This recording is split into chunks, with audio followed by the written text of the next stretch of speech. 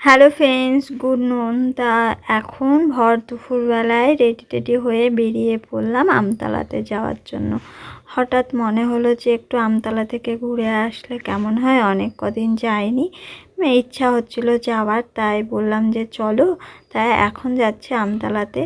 যাওয়ার সময়তে তেল পাম্পে আসলাম, তেল পাম্পে এসে ও গাড়িতে তেল পুড়ে নিল আর আমি এখানে দাঁড়িয়েছিলাম।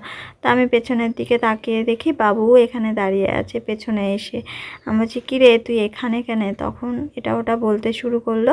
আর এখন বাইকে চেপে নিয়েছি, এখন যাচ্ছি। এই যে রাস্তায় দেখো, এর আগের বার যখন এসেছিলাম এই জায়গাগুলো পুরো মানে হলুদ হয়েছিল, এখন সর্ষে হয়ে আছে। আর এই যে গল্প করতে করতে ঘাটে চলে এসেছি। চারিপাশটা দেখো কত সুন্দর লাগছে, আর জলটা পুরো নীল হয়ে আছে। আর এই যে এখন বাঁশের চারাক, নৌকার কোনো ঝামেলা নেই, পাট্টার হয়ে বাজার হয়ে এখন আর বাড়ি পৌঁছে গেলাম।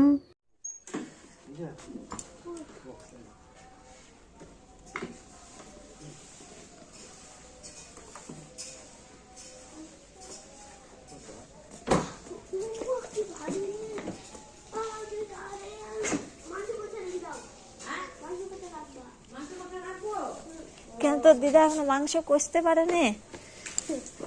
এখনো মাংস কষতে পারেনি, কখন রান্না চাপিছে। Video video video. ও বাবা, বলো। দেখা। হ্যালো বন্ধুরা, আমি মিষ্টি নিয়ে চলে এসেছি, মামার বাড়ি এসেছি বলে এবার আমি ঢুকাই। এখন কেটে নিচ্ছি রসগোল্লা।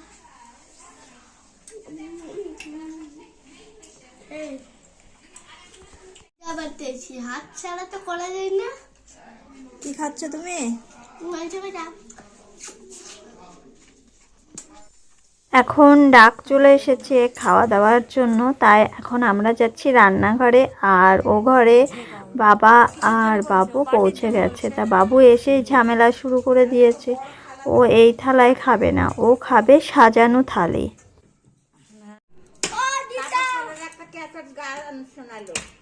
ও দিদা,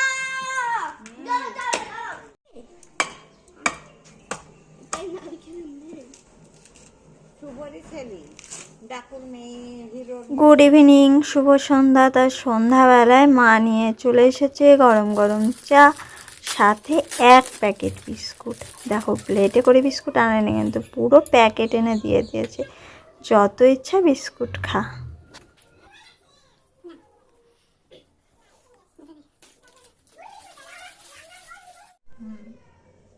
এই কি করছো? মা কি করছে? ও কি খাচ্ছ গো? পিঠে।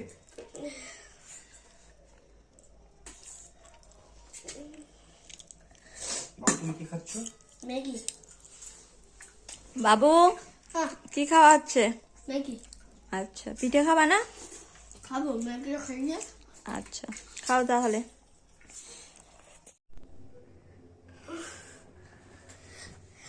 হ্যালো বন্ধুরা, এই ঘরে আমরা তিনজন গল্প করছি, আর ওই ঘরে দেখবা আরো তিনজন গল্প করছে।